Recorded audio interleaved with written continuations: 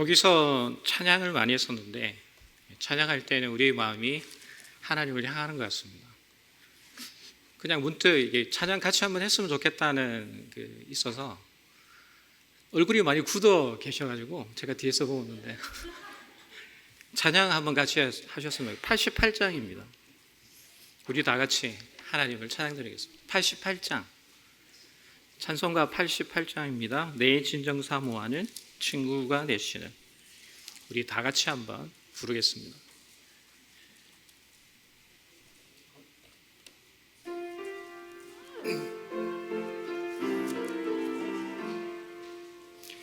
내 진정 사모하는 친구가 되시는 그 주 예수님은 아름다워라. 산 밑에 백합화요 빛나는 새벽별, 주님 영원할 길 아주 없도다. 내 마음이 아플 적에 큰 위로 되시며 나 외로울 때 좋은 친구라. 주는 저 산 밑에 백합 빛나는 새벽별, 주님 위에 비길 것이 우리 3절 할게요. 내 마음을 다하여서 주님을 따르면 길이 나를 사랑하리니. 물불이 두렵지 않고 창검도 겁없네. 주는 높은 산성 내 방패시라. 내 영혼 먹이시는 그네 누리고 나 친히 주를 뵙기 원하네. 주는 저 산 밑에 백화 빛나는 새벽별, 이 땅 위에 비길 것이 없도다. 아멘. 아멘. 제가 한 달 전에 그 버스를 타려고 아내하고 버스 정류장에 갔습니다. 버스 정류장에 갔는데 누군가가 저에게 그 전도지를 주시는 겁니다. 그래서 저도 모르게 전도지를 보면 어느 교회인지 이렇게 좀 보게 되는데 연산제일교회라고 적혀져 있었습니다. 제가 받으려고 하니까 제 아내가 예수 믿습니다라고 이렇게 얘기를 해서 정중히 거절하니까 그분께서 저희 두 사람을 얼마나 칭찬을 해주시는지, 너무 잘하고 있다고, 예수 믿는 거 너무 잘하고 있다고 이렇게 칭찬을 해주셨습니다. 저는 얼굴은 잘 모르겠지만 이 중에 아마 계신 것 같기도 합니다. 복 받으시기를 간절히 축원드립니다. 옛말에 지천명이라는 말이 있습니다. 나이 50이 되면 하늘의 뜻을 안다는 이야기거든요. 제 나이가 어느새 50대 중반이었습니다. 이 말처럼 제가 한 50 중반쯤 되니까 좀 알겠습니다. 인생이 뭔지 뒤돌아보면서 좀 알 것 같습니다. 근데 여기에는 저보다 더 나이가 많으시잖아요. 60대, 70대, 80대 이렇게 계시는데 어떠십니까? 인생 좀 알 것 같지 않습니까? 뒤돌아보면 나 나름대로 인생은 이거지 이런 것을 아마 아실 것 같습니다. 저도 아니까 사람마다 다 알 것 같은데 살아가는 거 힘들지 않습니까? 뒤돌아보면 좋았던 시간도 있지만은 좀 힘들었던 시간이 참 많은 것 같습니다. 그래서 많은 사람들이 그렇게 얘기를 합니다. 인생이라는 참 힘들다고, 헛되고 헛된 일이 참 많다고 이렇게 얘기를 합니다. 쇼펜하우라는 사람이 인생에 대해서 이렇게 얘기했습니다. 고통이라고 합니다. 인생은 고통이다라고 얘기를 합니다. 그 사람의 말을 살펴보면 사람의 마음에는 욕망이 있답니다. 욕심이라는 것이 있죠. 그 욕심 때문에 내가 살아가는 이 삶이 고통이라고 이렇게 이야기를 많이 합니다. 불교에서는요, 인생을 고해라고 그럽니다. 고해. 고통의 바다다 이렇게 얘기를 하는 거죠. 불교에서는 생로병사가 죽음을 향해서 가는 것이니까 살아가는 그 삶이라는 것은 고통의 바다다 이렇게 얘기를 하는데요. 주일에 교회로 오면 한번 주변에 있는 사람을 한번 살펴보십시오. 그 사람이 고통스럽습니까? 아니면 행복해 보입니까? 지금 이 시간 한번 옆 사람과 인사 한번 해볼까요? 사랑합니다, 축복합니다 하면 인사하시겠습니다.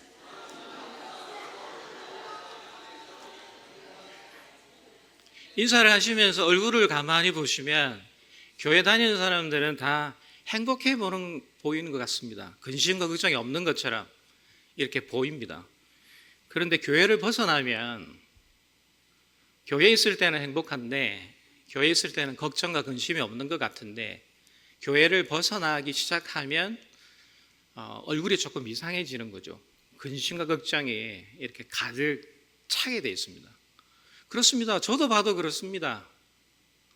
얼굴에 뭐 고통 이렇게 써 있는 것처럼 사람들의 얼굴 예수를 믿어도 이런 분들이 사실 솔직히 많이 있습니다.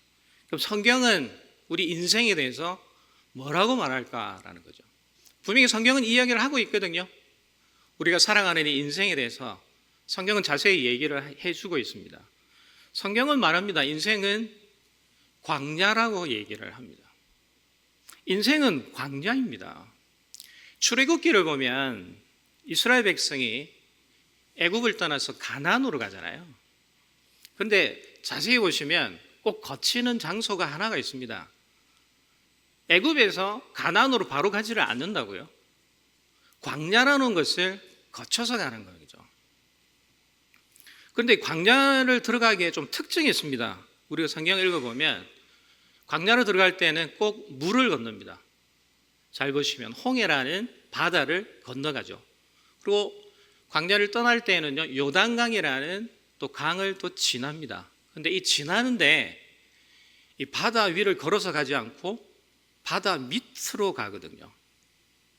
이 바다 밑으로 간다는 의미를 곰곰이 생각해 보셔야 됩니다. 바다 밑으로 간다는 것은 우리 기독교에서 중요한 어떤 예식이 있는데 세례입니다. 세례라는 것이 사실 우리는 물을 이렇게 적셔서 머리에 얹지만 실제로는 예수님 시대에는 침례였거든요. 물속에 들어가는 거죠. 들어갔다는 게 뭡니까? 물속에 잠겼다는 건 죽었다는 겁니다.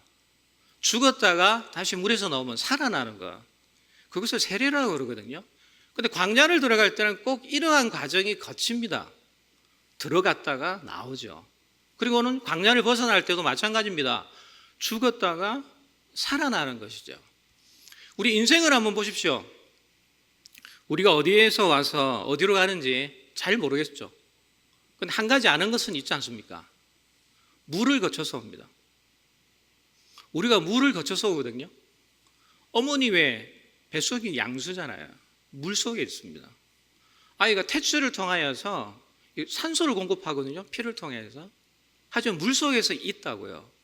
그러다가 물 속에서 이렇게 있다가 물에서 나오는 거죠. 그렇게 인생이 시작합니다. 그리고 인생의 제일 마지막은 뭐죠? 물에서 들어가서 다시 죽었다가 살아나는 것처럼 그것을 죽음이라고 우리가 합니다. 사는 성도 여러분, 우리가 죽는다 할지라도 우리는 살아날 줄 믿습니다. 많은 사람이 죽으면 끝이라고 생각하는데 그렇지 않습니다.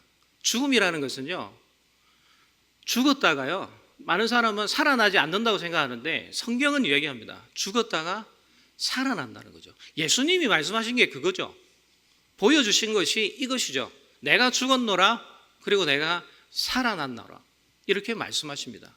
그래서 자세히 보시면 우리가 살아가는 인생은요, 광야라는 것입니다. 그런데 광야의 특징이 있지 않습니까? 광야는 어떤 곳입니까? 부족한 곳이죠. 광야에서 뭐 풍족하게 있다면 이건 광야가 아니죠. 광야는 부족한 곳입니다. 뭐가 없습니까? 물도 없고 먹을 것도 없고 아무것도 없는 것이 광야입니다. 우리 인생 한번 살아보셨잖아요. 살면서 뭐 채워지는 게 있으시던가요? 나는 채운다고 내 평생을 살아왔지만 채워도 채워지는 것이 있습니까? 없습니다. 왜 그런가 하니까 광야니까 그래요. 우리 인생이라는 것은 광야입니다. 내가 어떻게 보면 뭐 내 마음대로 내가 채우고 싶은데 하고 싶은 대로 하는 것 같지만 그렇게 살아보셨잖아요. 살아봤더니 그런 게 없잖아요. 왜 그런 게 없습니까? 광야니까 그렇습니다. 또 광야라는 것은 정착할 수가 없습니다. 광야는 한 곳에 머물면요, 죽습니다.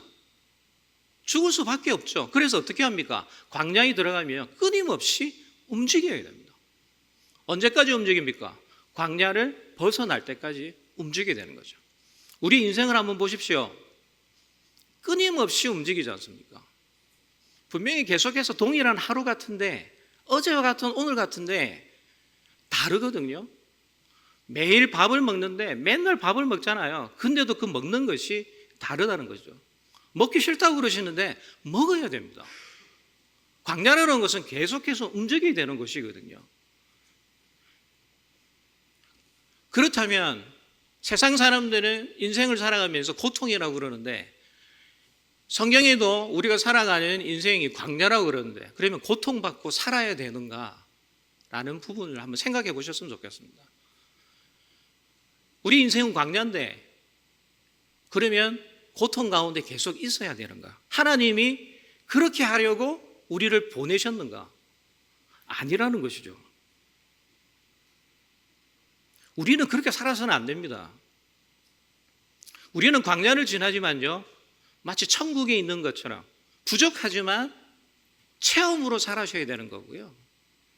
어떻게 보면 하루하루가 똑같은 하루가 정처없이 살아야 되지만 그렇지 않습니다. 평안하게 살아야 된다는 것을 이야기합니다. 출애굽기를 보시면 이스라엘 백성이 광야를 들어가서 제일 먼저 가는 곳이 어디죠? 시내산입니다. 왜 하나님께서는 광야를 들어가게 하셔서 제일 먼저 이스라엘 백성을 시내산으로 인도하셨는가라는 거죠. 이유가 있습니다. 광야라는 것은 부족한 것이고, 광야라는 것은 매일 떠돌아다녀야 하는 건데, 근데 왜 시내산으로 보낸 것은 그 광야 같은 곳에 내가 부족 없이 살아갈 수 있는 방법, 어떻게 보면 기쁨으로 감사로 살아갈 수 있는 방법을 어떻게 보면 그것을 제시하기 위해서인 것이죠. 그게 뭡니까? 말씀입니다. 사랑하는 성도 여러분, 우리가 믿음을 가지고 성경을 보면 출애굽기는 분명히 그 얘기를 하고 있잖아요. 광야에는 먹을 것이 없습니다. 그런데 하나님께서 말씀을 주시고 그 말씀을 가지고 갔더니 어떠한 일들이 일어납니까? 하늘에서 만나가 내리는 거죠. 하늘에서 메추라기가 떨어지는 거죠. 물이 없으니까요, 바위를 쳤더니 어떻게 됩니까? 바위에서 샘물이 솟아나는 겁니다. 그 당시 이스라엘 백성이 한 약 300만이라고 그럽니다. 장정만 80만이었으니까요.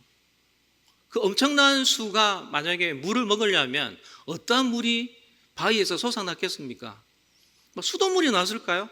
그렇게 해가지고 어떻게 부산시 인구 되는 많은 사람들이 먹을 수 있습니까? 강처럼 물이 흘러나왔다는 것이죠. 그렇게 나와야 먹을 수 있는 것입니다. 어떻게 할 때, 그들이 어떻게 했을 때 하나님께서 광야 가운데 걸어갈 때 평안을 주셨습니까? 말씀이라는 것이죠. 사랑하는 성도 여러분, 우리가 지금 교회를 다니면서 들고 있는 이 말씀이 우리 인생의 열쇠입니다. 성경을 가지고 계십니까? 내 마음에 말씀을 가지고 있습니까? 그럼 하나님은요, 내 인생에 살아가면서 감사와 평안이 넘치는 방법을 가르쳐 주신 것이죠. 사랑하는 성도 여러분, 평안하시기를 간절히 축원드립니다. 내 안의 말씀으로 어떠한 어려운 가운데서도 이기시기를 간절히 축원드립니다. 근데 말씀을 보려고 하니까 참 많잖아요. 66권입니다. 아침부터 읽어도 끝까지 읽으니까 참 힘든 거죠. 그렇습니다. 말씀을 읽으셔서 성경이 내 안에, 66권이 내 안에 다 들어오면 정말 인생의 열쇠가 내 안에 가득하게 되는 거죠. 그런데 오늘은 우리가 좀 살펴보려고 하는 것은 요한복음 3장 16절입니다. 제가 이 본문을 선택하게 된 것은 이 성경의 한 구절이지만 성경 전체가 이 안에 들어있기 때문에 그렇습니다. 그러니까 요한복음 3장 16절을 가지고 하나님이 이 고통이라는 인생을 살아가면서 그게 고통이 아니라 감사로 살 수 있는 성경 말씀을 요한복음 3장 16절에서 세 가지 정도 함께 보시겠습니다. 오늘 말씀을 보시면요, 하나님이 세상을 이처럼 사랑하사 독생자를 주셨으니 라고 기록되어 있습니다. 여기 보시면요, 분명히 하나님은 이야기하십니다. 무엇을 얘기합니까? 하나님이 우리를 사랑하신답니다. 성경 전체의 대부분은 이야기를 합니다. 하나님이 내가 너를 사랑해, 이 말씀을 하는 것이죠. 이 이야기가 어떻게 보면 힘들고 외로운 사람에게 이 이야기가 얼마나 큰 힘이 되는 줄 아십니까? 예수를 처음 믿는 사람들은요, 다른 거 필요 없습니다. 하나님이 나를 사랑한다는 그 이유 하나만으로 그 사람들은 심장이 두근거린다고요. 그리고 그들의 인생이 바뀌게 되는 겁니다. 하나님이 나를 사랑하신다는 거 여러분 잘 아시죠? 잘 아신다면 지금 어떻습니까? 가슴이 두근두근 하십니까? 감사가 넘치십니까? 감사가 넘치셔야 됩니다. 두근두근 그러셔야 됩니다. 성경은 이 이야기밖에 없습니다. 내가 너를 사랑한다. 하나님이 너를 사랑한다. 이 이야기밖에 없습니다. 제가 아이가 없었습니다. 제 아내가 아이를 갖기 위해서 이렇게 시술하는 거 있지 않습니까? 시술하는 것을 여러 번 했습니다. 5번, 6번 이렇게 하게 됐는데, 인공수정하는 시술을 5번, 6번 하게 됐는데, 제가 어떤 사역지에 가가지고 부목사님들과 얘기를 하다가 어떻게 그런 이야기를 하게 됐습니다. 제가요, 제 가족이 아이를 가지려고 한 5, 6번 인공수정 했습니다 라고 얘기했는데, 갑자기 한 부목사님이 반응을 보이는 겁니다. 그러더니 막 저한테 오시는 거예요. 저한테 오늘 자꾸 물어봅니다. 인공수정을 5번이나 하셨냐고. 5번 했으니까 5번 했다고 그래야죠. 했습니다. 그랬는데 너무 진지하게 물어보는 겁니다. 그리고는 그분이 아이를 가지려고 하는 아이가 생기지 않는 거죠. 그래서 저희가 묻는 겁니다. 아무래도 그런 생각이었나 봅니다. 교회를 다니는데 예수를 믿는데 인공수정을 해도 되나? 이런 생각을 했던 것 같습니다.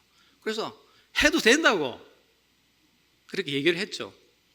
그래 그 목사님이 인공수정을 했습니다. 한 번에 성공을 하셔가지고 지금은 쌍둥이를 낳았죠.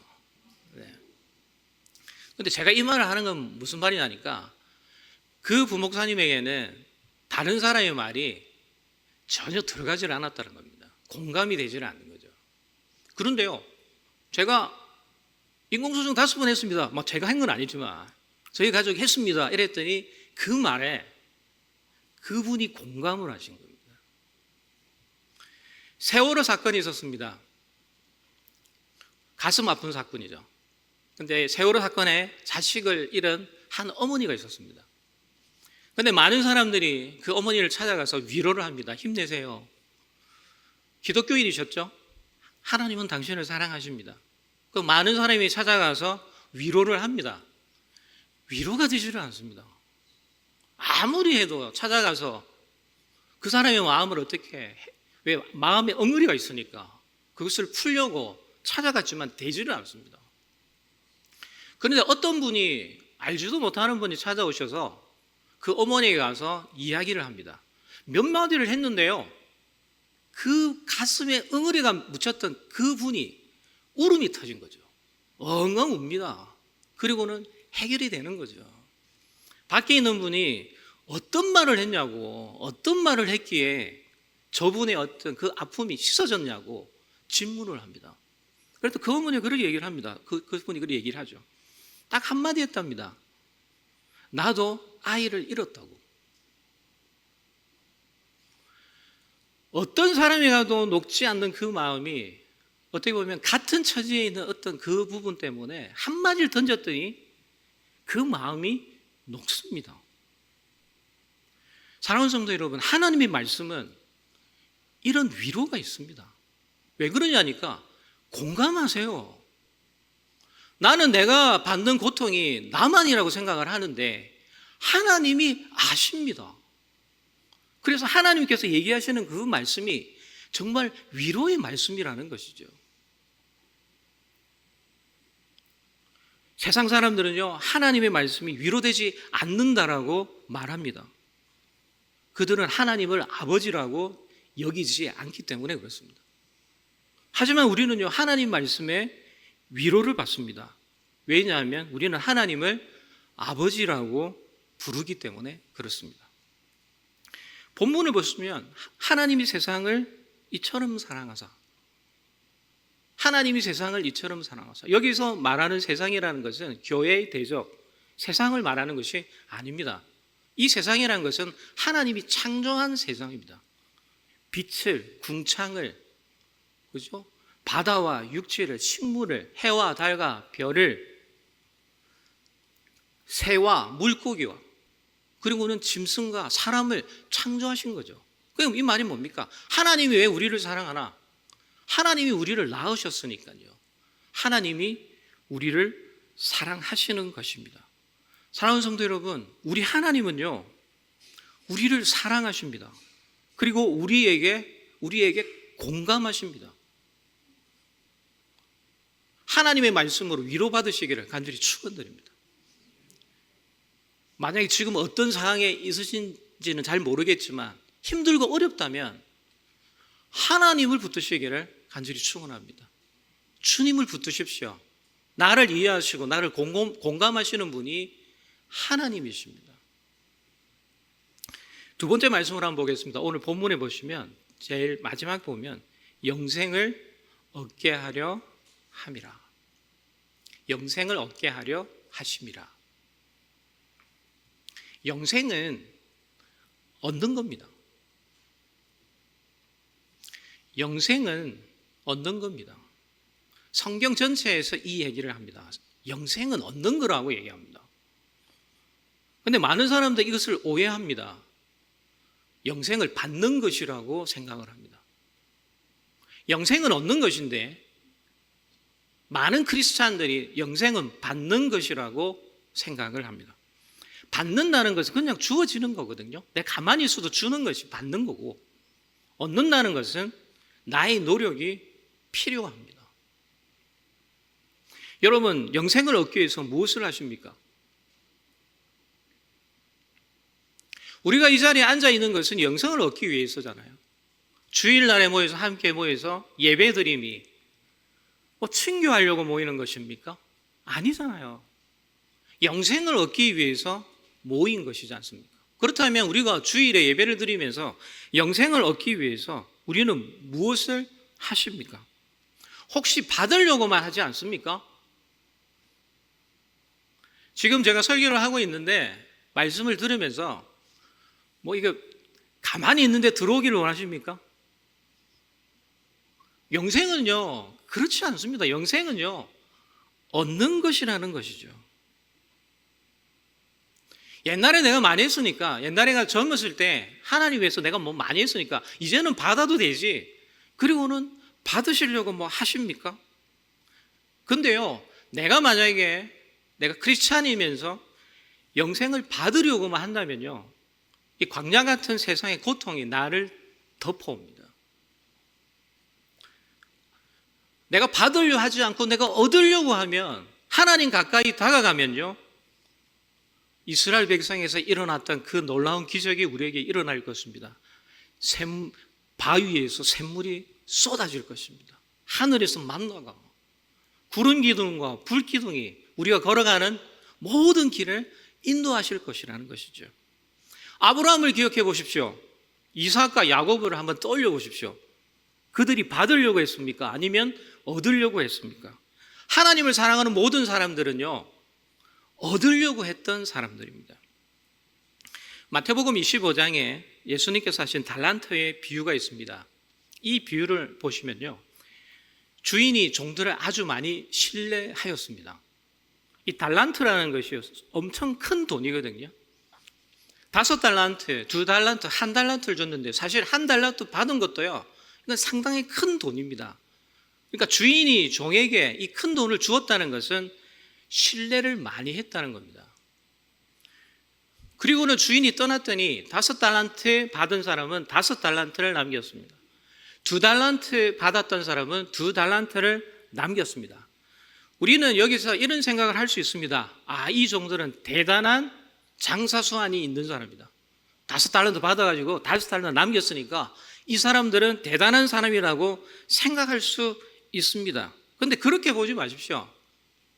이 사람들이 어떻게 보면 능력이 뛰어나서 돈 버는 재주가 있어서 그렇게 5달란트를 남긴 것이 아니고요.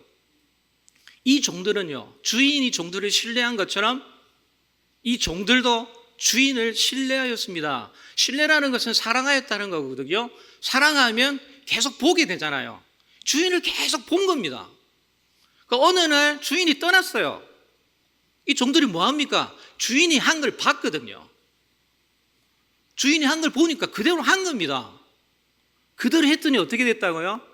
5달란트가 남겨졌다는 것이죠. 이 1달란트 받았던 사람을 보십시오. 1달란트 받았던 이 받은 사람이 주인이 돌아왔을 때 이렇게 이야기합니다. 주인이요, 당신은 굳은 사람이라 심지 않은 데서 거두고 해치지 않는 데서 모으는 줄을 내가 알았으므로 합니다. 주인이 대답하죠. 게으른 종아, 내가 언제 그랬냐, 이렇게 얘기를 하는 거죠. 1달란트 받은 종은요, 주인을 바라보지를 않은 겁니다. 바라보지를 않았으니까 주인이 하는 것을 몰라요. 그럼 자기 방식으로 하는 거죠. 자기 방식으로 했더니 어떻게 됐다는 겁니까? 안 되더라는 거죠. 겁이 나는 거죠. 겁이 나서 땅에 파 묻었죠. 주인을 보는 것이, 주인을 바라보는 것이, 하나님을 바라보는 것이 영생을 얻는 것입니다. 우리가 해야 될 일이라는 것이죠. 영생을 얻기 위해서 우리가 해야 되는 것은요, 하나님을 바라보십시오. 우리의 시선이 하나님을 향해야 됩니다. 하나님을 알려고 애써야 됩니다. 교회는 어떤 곳입니까? 기도하는 곳이죠. 기도하십시오. 기도하려면요, 성경을 읽어야 되거든요. 성경을 읽으십시오. 말씀으로 노래를 부르십시오. 찬양을 하십시오. 영생을 얻으려면 얻는 것입니다. 이 시대의 많은 크리스찬들이 무엇이 사라지고 있습니까? 기도하는 것이 사라지고, 말씀 읽는 것이 사라지고, 찬양하는 것이 사라지고 있거든요. 그러면 영생 못 얻습니다. 교회 다닌다고 천국 갑니까? 제가 성경 읽어보니까요, 못 가던데요. 우리 모두 다 같이 가야 되는 거 아닙니까? 우리가 모두 교회에 있는데, 우리가 하나님을 믿는다면 여기 있는 모든 분들이 다 같이 가야 되는 거 아닙니까? 그러려면요, 우리 교회가, 연산제일교회가 기도하는 곳이 되어야 됩니다. 말씀 읽는 곳이 되어야 되고, 찬양하는 곳이 되어야 합니다. 기도를 멈추지 마십시오. 말씀 읽는 것을 멈추지 마십시오. 찬양하는 것을 멈추지 마십시오. 마지막으로 3번째입니다. 오늘 말씀 보면 이는 저를 믿는 자마다 라고 이렇게 중간 부분에 기록되어 있습니다. 여기 보면 믿음이라는 것이 나옵니다. 믿음입니다. 성경 전체에는 믿음을 얘기합니다. 믿음이죠. 우리에게 있어야 되는 것은 믿음입니다. 제가 믿음을 생각하면서 믿음이라는 것은요, 시간적인 것을 과거, 현재, 미래 이렇게 세 부분으로 나눴을 때 어디에 해당하는 것이냐는 거죠. 자세히 한번 보십시오. 이 믿음이 과거에 해당하는 것입니까? 믿음이 현재에 해당하는 것입니까? 믿음이 미래에 해당하는 것입니까? 믿음은요, 미래에 해당하는 것이잖아요. 제 어머니가 수술하셨는데 수술실 밖에서 제가 기도를 했습니다. 하나님 도와주십시오. 함께 해주십시오. 수술이 잘 되게 해주십시오. 여기서 저희 믿음의 기도는 어디에 있습니까? 지나간 시간에 있습니까? 아니면 지금 현재에 있습니까? 미래에 있습니까? 미래에 어머니가 수술이 잘 되는 것을 제가 기도하는 것이죠. 그렇습니다. 믿음은요, 미래에 있다는 것이죠. 미래를 당겨오는 겁니다. 그래서 히브리서 11장 1절에는 기록하고 있습니다. 믿음은 바라는 것들의 실상이요 보이지 않는 것들의 증거니라고 기록합니다. 그래서 믿음은 바라는 것이다라는 거죠. 미래의 일을 이야기한다는 것이죠. 미래의 일을 지금으로 당겨오는 것이 믿음이라고 이야기를 합니다. 우리 인생은 광야잖아요. 아픔이 있고 어려움이 있고 힘든 것이 있습니다. 그런데 우리는 크리스찬들은 그것을 보지 않습니다. 내 앞에 있는 어려움, 환난, 고통을 보지 않습니다. 세상 사람들은요 그것을 봅니다. 내 눈앞에 있는 현재를 봅니다. 그래서 힘들어합니다. 하지만 크리스찬들은 그렇지 않습니다. 내 앞에 있는 환난을 보지 않습니다. 미래를 보는 것이죠. 왜? 하나님께서 천국을 보는 거죠.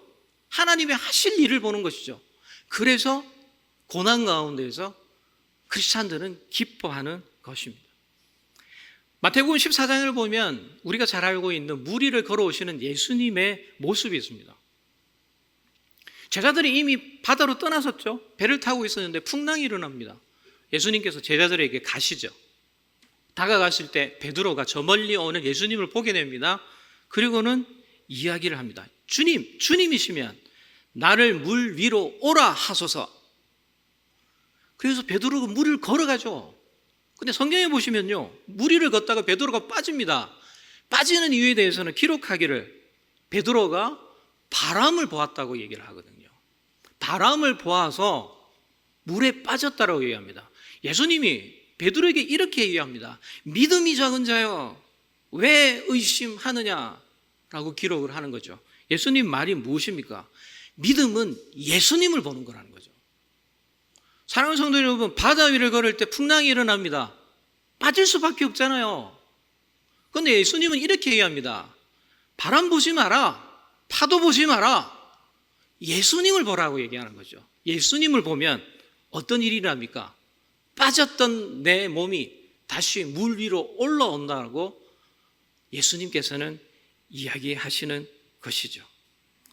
사랑하는 성도 여러분, 그리스도인으로서 우리는 살아갑니다. 그리스도인은 상황을 보지 않습니다. 고통을 보지 않습니다. 그리스도인은 하늘을 봅니다. 예수님을 봅니다. 그러면요, 예수님께서 우리를 일으키신다는 것이죠. 감사하고 기뻐한다는 것입니다.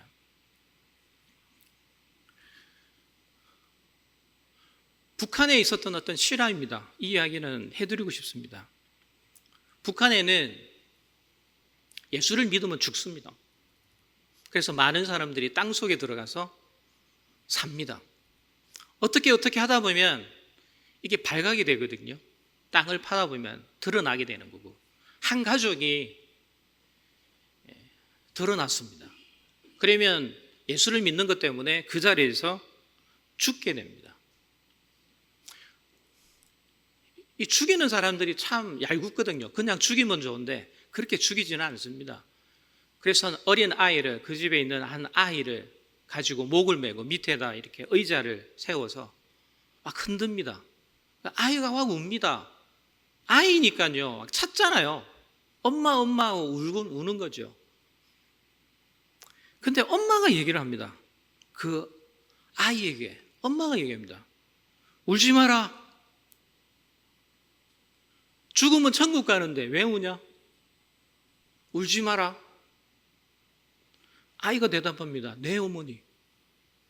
그리고는 북한에 있는 믿음의 사람들은 다 죽었습니다. 사랑하는 성도 여러분, 이거 아닙니까? 우리가 그것 때문에 죽지는 않지만 우리 앞에 있는 어떤 고난 가운데서 우리가 그것을 고난을 볼 것이 아니라 예수님을 봐야 되는 거죠. 예수님을 보면서 감사하는 거죠. 그들은 죽음까지도 감사하면서 맞이하였습니다. 우리들도 그런 믿음 가지시기를 간절히 축원드립니다. 말씀을 정리해 보겠습니다. 우리가 살아가는 삶은 힘들고 어렵습니다. 헛되고 헛된 일뿐입니다. 하지만 우리에게는 말씀이 있습니다. 고통 가운데서 기억하십시오. 우리를 사랑하시는 하나님이 있습니다. 우리의 아버지이신 하나님이 있습니다. 그리고 고통 가운데서 믿음으로 예수님을 바라보십시오. 고통이 아니라 고통이 감사로 바뀌어질 것입니다. 그리고 영생은 받는 것이 아니라 얻는 것입니다. 기도를 멈추지 마십시오. 말씀 읽는 것을 멈추지 마십시오. 찬양을 멈추지 마십시오. 나중에 천국에서 만나기를 간절히 축원드립니다.